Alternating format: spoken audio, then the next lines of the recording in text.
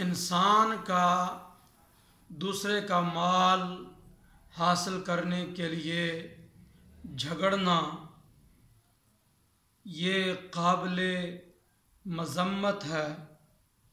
ام المومنین سیدہ عائشہ صدیقہ رضی اللہ تعالی عنہا نبی اکرم صلی اللہ علیہ وسلم کا یہ فرمان نقل کرتی ہیں جو بخاری شریف کے اندر موجود ہے کہ رسول اللہ صلی اللہ علیہ وسلم نے ارشاد فرمایا ابغض الرجال الی اللہ الالد الخصم، کہ اللہ تبارک و تعالی کے ہاں سب سے ناپسندیدہ اور مغبوط وہ شخص ہے جو سب سے زیادہ جھگڑالو ہوتا ہے۔